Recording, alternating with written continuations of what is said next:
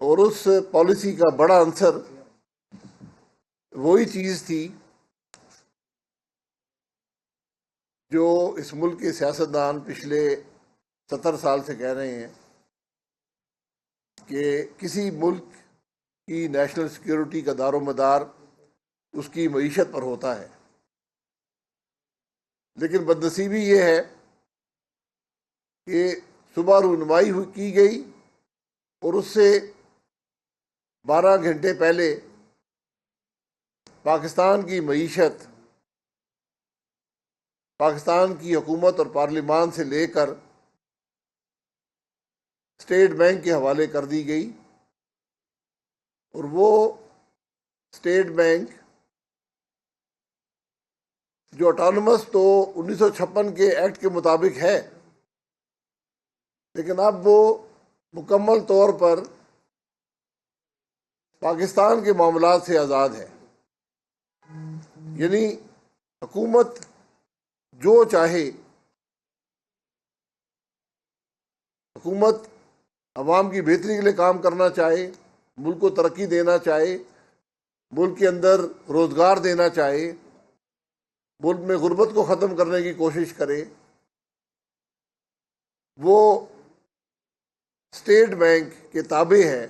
उसकी policy state bank के अब ताबे होंगी कि जो स्टेट बैंक की सोच है क्या उससे तो हुकूमत की पॉलिसी का तजाद नहीं है। यानी आज जो मुल्क का अगर ये एक्ट पास हो जाता है सेनेट से, तो मुल्क का स्टेट बैंक जो है ना वो हुकूमत की सुनेगा, ना वो पार्लिमान की सुनेगा, और ना ही उससे कोई पूछ सकता है। ये इतना खुला तजाद है, ये हुकूमत का चलना इतना मुश्किल हो जाएगा, पाकिस्तान को तरक्की देना इतना मुश्किल हो जाएगा कि वो शराइत जो पहले मालियाती इदारे जिस तरह IMF है वो पाकिस्तान पर लगाते थे, आज पाकिस्तान का स्टेट बैंक लगाना शुरू कर देगा। और इस स्टेट बैंक में, इस बिल में, ये एक लंबा चौड़ा बिल है और ज़रूरत थी कि इस बिल को असेंबली में 2-3 हफ्ते डिबेट किया जाता। ये 24 सफ़े का बिल है, इसको डिबेट किया जाता, क्योंकि इस बिल ने मुकम्मल तौर पर जो 1956 का स्टेट बैंक का एक्ट था, जिस पर पाकिस्तान पिछले 65 साल से चल रहा है, उसको मुकम्मल तौर पर तब्दील कर दिया। और जो स्टेट बैंक की हैयत है, जो स्टेट बैंक की काम करने की नौयत है, उसको मुकम्मल तौर पर बदल दिया गया। और अब वो स्टेट बैंक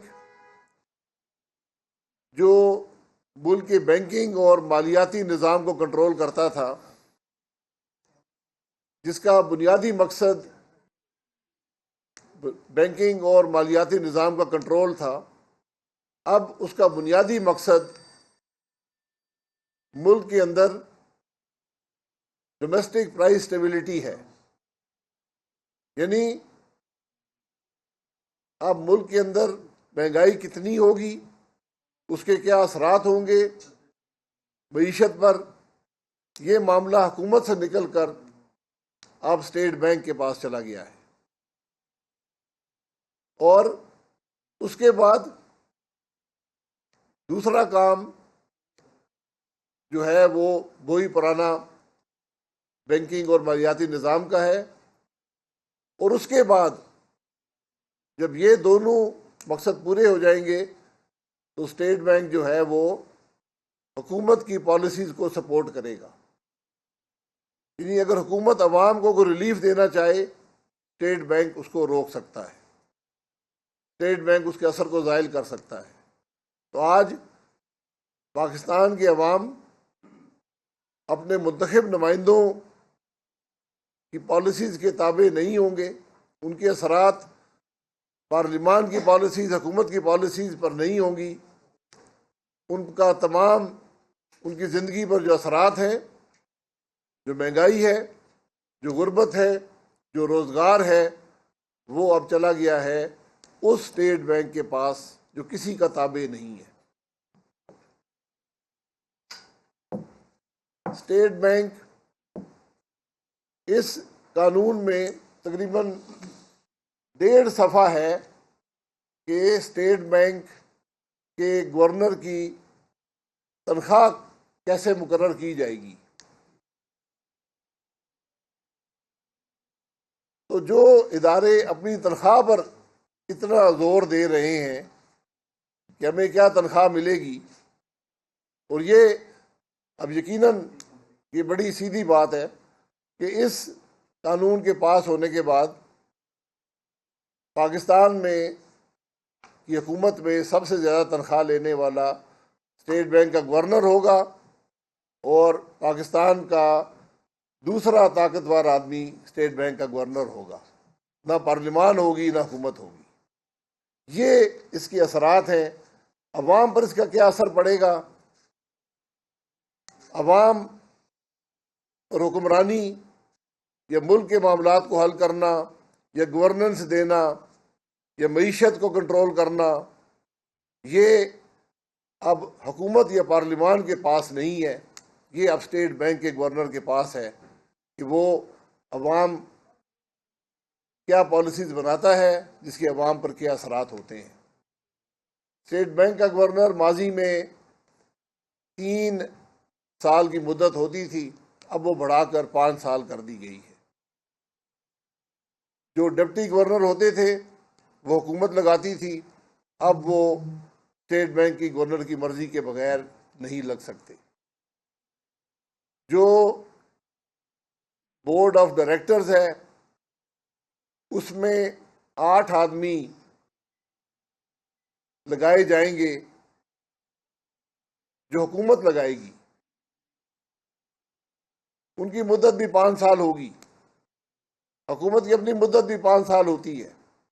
इसका मतलब ये है कि जब भी ये लोग लगेंगे, एक हुकूमत से दूसरी हुकूमत के अंदर भी ये जाएंगे और कोई हुकूमत भी अपनी माशी पॉलिसीज इम्प्लीमेंट नहीं कर सकेगी। ये लोग जो 8 लोग लगाए जाएंगे जिन पर पार्लिमान का कंट्रोल नहीं है, जब एक दफ़ा लग गए उनको निकालने का कोई तरीका भी नहीं है। इस एक्ट में ना गवर्नर को निकालने का कोई तरीका है, ना डिप्टी गवर्नर को निकालने का तरीका है, ना ही इन 8 बोर्ड के अरकान को निकालने का तरीका है। और यही 8 बोर्ड के अरकान हैं जिनकी जो अपनी अददी बरतरी पर बोर्ड की पॉलिसीज यानी स्टेट बैंक की पॉलिसीज को कंट्रोल करेंगे। ये लोग कौन होंगे? इस हुकूमत ने जो लोग अपनी कमेटियों में रखे हैं उस किस्म के लोग हुए, फिर पाकिस्तान का अल्लाह ही हाफिज है। ये जिस किस्म के लोग आज हुकूमत में हैं, इसलिए कोई इन लोगों की अपॉइंटमेंट पर पूछ गूछ नहीं है। सिर्फ आपकी मास्टर्स की डिग्री हो, 10 साल का तजर्बा हो, आप इस बोर्ड पर लग सकते हैं। और ये मुख्तलिफ किस्म के लोग जो आपको रोज़ प्रेस कॉन्फ्रेंसों में नज़र आते हैं, ये सब क्वालिफाइड हैं इस बोर्ड पर लगने के। यानी पाकिस्तान की मीशत को कंट्रोल करने के लिए ये हजरात जो आप रोज़ प्रेस कॉन्फ्रेंसों में उल्टी सीधी बातें करते हुए सुनते हैं, ये कल पाकिस्तान की मीशत के फैसले करेंगे।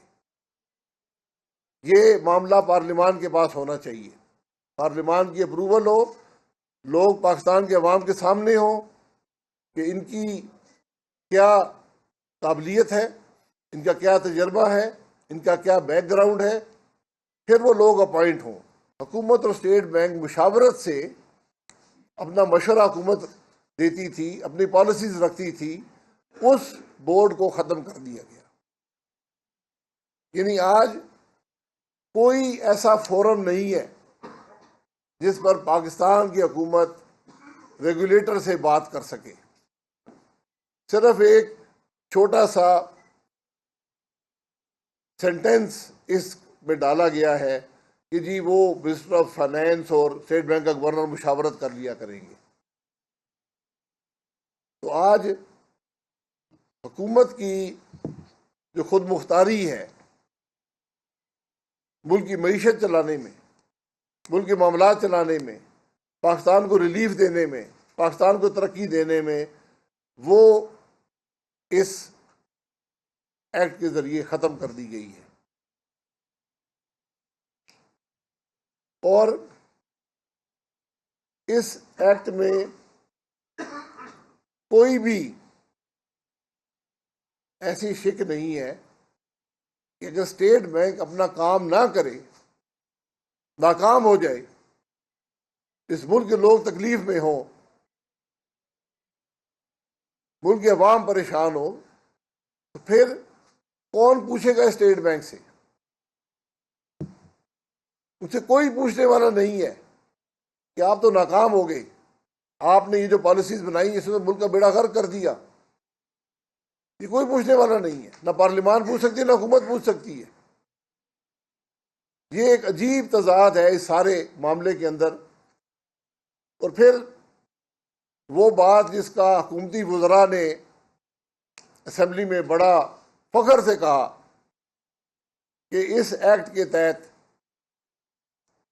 अब हुकूमत स्टेट बैंक से कर्जा नहीं ले सकेगी, और इसको अपनी बड़ी कामयाबी करार दिया। उन्होंने स्टेट बैंक का एक्ट पढ़ा हुआ नहीं था, क्योंकि इस वक्त भी हुकूमत सिर्फ 3 महीने या उससे कम अरसे के लिए स्टेट बैंक से कर्जा ले सकती है। हर क्वार्टर में स्टेट बैंक के पास जो कर्जा होता है उसको ज़ीरो करना पड़ता है, यानी उसको वापस करना पड़ता है। अब हुकूमत कोई कर्जा स्टेट बैंक से नहीं लेगी, बैंकों से जाकर लेगी। तो उस कर्जे पर भी जो हुकूमत को शॉर्ट टर्म के लिए चाहिए हो, किसी अर्जेंट नीड के लिए चाहिए हो, मुल्क में कोई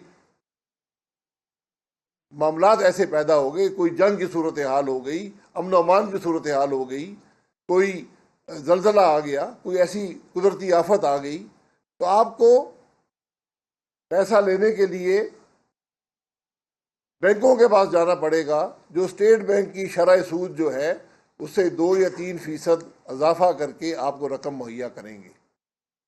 इससे पाकिस्तान के अवाम का क्या होगा ये कोई बताने वाला नहीं है। और यही वजीर जो कौमी असम्बली में फ़ख्र से कह रहे थे कि जनाब हमने ये शिक डाली है, इस हुकूमत ने अपने पहले माली साल के अंदर 5,000 अरब रुपए से ज़्यादा का कर्जा स्टेट बैंक से लिया, जो रिकॉर्ड है स्टेट बैंक की तारीख में। और ये कानून में लिखा हुआ है कि आपने 3 महीने से ज़्यादा कर्जा नहीं ले सकते, वापस करना पड़ता है। फिर जो पार्लियामान का ओवरसाइट थी, यानी पार्लियामान का कंट्रोल था या पार्लियामान को रिपोर्टिंग थी, वो हर 3 महीने के बाद रिपोर्ट पार्लियामान में रखनी पड़ती थी स्टेट बैंक को, उसको साल में 2 दफ़ा कर दिया गया है।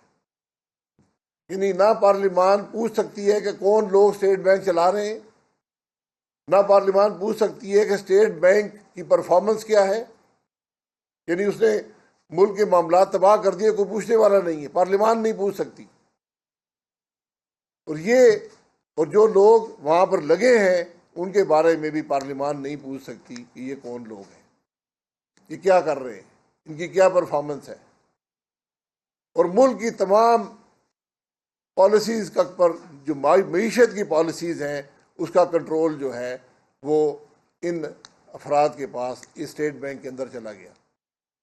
उसमें अगर कल मुल्क मुश्किलात में हो, अवाम तकलीफ में हो, तो फिर कौन जाएगा स्टेट बैंक के पास? कौन उसे बात करने जाएगा? कौन उसको कहेगा कि तुम्हारी पॉलिसी तो मुल्क को तबाह कर रही है, तुम्हारी पॉलिसी ने मुल्क की तरक्की रोक दी है, रोज़गार नहीं है, कारोबार ख़त्म हो गया है। ये कोई तरीका इस चीज़ के अंदर, इस एक्ट के अंदर नहीं है कि स्टेट बैंक से कोई बात की जा सके। और एक और बड़ी ख़तरनाक शिक जो इस मामले में डाली गई, यानी स्टेट बैंक बैरून मुल्क मालियाती इदारों से, जिस तरह IMF है, दीगर इदारे हैं, दीगर हुकूमतें हैं, उनके साथ वायदे कर सकता है कि उनको पाकिस्तान की मईशत के बारे में इंफॉर्मेशन प्रोवाइड करे। और इंफॉर्मेशन वो भी प्रोवाइड कर सकता है जिसको पाकिस्तान की हुकूमत और पार्लिमान को देखने का हक हासिल नहीं है। यानी वो कॉन्फिडेंशियल इंफॉर्मेशन स्टेट बैंक की पाकिस्तान की मईशत के बारे में, पाकिस्तान के माली मामलात के बारे में, जो आज पाकिस्तान की पार्लिमान को भी नहीं दी जाती, पब्लिक के सामने नहीं रखी जाती, वो स्टेट बैंक बैरून मुल्क हुकूमतों और माली इदारों को दे सकता है। यानी जिस तरह FATF के मामलात हैं, FATF के मामले पर जो इंफॉर्मेशन मांगी जाएगी वो स्टेट बैंक बगैर पार्लिमान से पूछे, बगैर हुकूमत से पूछे मुहैया कर देगा। ये खुद मुख्तारी इस चीज़ को कहा जाता है कि जो पाकिस्तान के अंदरूनी मामलात हैं उनको हम दुनिया से तो शेयर कर सकते हैं, उनको दे सकते हैं, लेकिन अपने अवाम के सामने नहीं रख सकते। ये इतनी खुद मुख्तारी दुनिया के किसी मुल्क में नहीं है कि आपका अपना मुल्क आपकी मईशत के बारे में वो नहीं जानेगा जो दूसरे लोग जानेंगे। और ये बहुत सी बातें इसमें हैं, लेकिन मैं सिर्फ गुजारिश ये करूँगा कि इस सारे मामले से सिर्फ एक असर होगा कि इस मुल्क में ग्रोथ ख़त्म हो जाएगी, इस मुल्क में बेरोज़गारी बढ़ जाएगी, इस मुल्क के अवाम तकलीफ का शिकार होंगे। और हम जिस तरह आज IMF के रहमो करम पर हैं, कल हम IMF से हटकर अपने स्टेट बैंक के रहमो करम पर चले जाएंगे, जो जिसका सिर्फ एक मकसद होगा कि अब वो IMF के एजेंट के तौर पर काम करे। IMF जो है वो वाइसराय बनकर यहाँ पर अपना एजेंट रखे जो मुल्क के मामलात को चलाए। इस मामले में जब पहले ही निज़ाम गैर आईनी है, निज़ाम चलता नहीं है, अब हमने मज़ीद उसके अंदर मईशत को भी दूसरों के हवाले कर दिया है। और जब आप मईशत दूसरों के हवाले करते हैं, आप अपनी नेशनल सिक्योरिटी भी दूसरों के हवाले कर देते हैं। इसलिए ये मैंने पहले भी कहा है, आज मैं फिर कहना चाहता हूँ कि हमारी जमात ये चाहती है कि इस बिल पर बहस हो, इस बिल के मामलात पाकिस्तान के अवाम के सामने रखे जाएं, फिर फैसला हो। और अगर ये बिल इसी शक्ल में पास होता है तो मैं IMF को भी, दूसरे इदारों को बताना चाहता हूँ नहायत अदब और एहतराम से कि हम पाकिस्तान के मामलात का सौदा नहीं होने देंगे। ये कल जब भी हुकूमत आएगी, ये पहला काम होगा कि ऑर्डिनेंस के जरिए इस बिल को रिवर्स किया जाए। हालांकि इस बिल में यह भी लिखा गया है कि आप कोई कानून भी बनाने से पहले भी स्टेट बैंक के गवर्नर से मशवरा करेंगे। जो कानून स्टेट बैंक के बारे में बनाएंगे, स्टेट बैंक से मशवरा करेंगे। इस बिल में यह भी लिखा गया है कि जो कुछ स्टेट बैंक का गवर्नर, डिप्टी गवर्नर और दीगर लोग करेंगे, पाकिस्तान के अवाम उनसे नहीं पूछ सकते, उनसे नैब नहीं पूछ सकता, उनसे FIA नहीं पूछ सकती। यानी जो लोग पाकिस्तान के बैंकिंग और मालियाती निज़ाम को कंट्रोल में करेंगे, उनसे ना पार्लिमान पूछ सकता है, ना हुकूमत पूछ सकती है, ना FIA पूछ सकता है, ना अदालतें पूछ सकती हैं, ना नैब पूछ सकता है। ये इतनी खुद मुख्तारी, कानून से बालातर होना हम नहीं समझते पाकिस्तान के मफाद में है। इसलिए आज मुल्क की ज़रूरत है कि इस मामले को, ये मामला सेनेट में है, इसको वहीं पर इसको वापस भेजा जाए, पार्लिमान में डिबेट हो और फिर जाकर बताया जाए कि इसकी ज़रूरत क्या है, इसके असरात क्या होंगे उसके बाद जाकर ये कानून एक मुस्तकिल कानून बन सकता है। हमने हमेशा कहा है कि जब भी कानून साजी होती है जिसका असर पाकिस्तान के अवाम पर बराह रास्त पड़ता है, जिसका असर मईशत पर पड़ता है, ये वो कानून है जो बहुत अरसा चलते हैं। ये कंसेंसस से पास होने चाहिए। जब भी ये कानून एक डिवीजन से बगैर डिबेट के पास होंगे, ये कभी भी पाकिस्तान के मामलात को हल नहीं कर सकते ना, और ये पाकिस्तान के मुफाद के खिलाफ है। जी ऐसे मौके पर प्रेस कॉन्फ्रेंस की है जब पॉलिसी जो है उसका अनाउंस हुआ है और दूसरी तरफ स्टेट बैंक ऑफ पाकिस्तान मालियाती बजट बना हुआ है। ये बताइएगा, आपने कहा कि आप इसको वैसे ही हुकूमत रिवर्स करें, तो ये फरमाइएगा कि जब तक हुकूमत ये मौजूद है, जिस तरह से आपने कहा कि इस तरह से कौमी राज जो है वो भी बैरूनी दुनिया जाएंगे, उसके साथ साथ मुल्की मईशत पर, आवाम पर इसके असर पड़ेंगे, तो फौरन अगर हुकूमत इस मामले पर बहस नहीं कराती और इसको सेनेट से मंजूर करवा कर कानून बना देती है, तो उस सूरत में क्या मुस्लिम नून इस बिल को चैलेंज करेगी या नहीं करेगी? एक चीज़। और दूसरा साथ ये बताइएगा कि कौमी सलामती पॉलिसी मुरतब हो गई और हुकूमत ये कहती है कि अपोजिशन खुद नहीं आई, इसलिए उसकी इनपुट जो है वो इस पॉलिसी में हमने नहीं ली और अब हमने मंजूर कर दी है। इस पर मुस्लिम नून का क्या होगा? देखिए, जो ये बड़ी सीधी बात है कि जो कानून भी पाकिस्तान के अवाम के मुफाद में नहीं होगा, मुल्क की खुद मुख्तारी के ख़िलाफ़ होगा, उसको रिवर्स करना पड़ेगा। ये हमारी जिम्मेदारी है। क्योंकि अगर आप आज डिबेट नहीं कराएंगे, इस बिल के मामलात अवाम के सामने रही रखेंगे, ये बिल तफरीक से पास होगा तो कल ये वापस होगा। ये बड़ी सीधी सी बात है। जहाँ तक नेशनल सिक्योरिटी पॉलिसी का ताल्लुक है, आप उस पॉलिसी को पढ़ लें। उसमें लिखा हुआ है कि हमने 70 या 120 इदारों और लोगों से मुशावरत की। उस मुशावरत में पार्लिमान का नाम नहीं है। तो झूठ बोलने से पहले अपने ही कागजात पढ़ लिया करें कि लिखा हुआ क्या है। जनाब,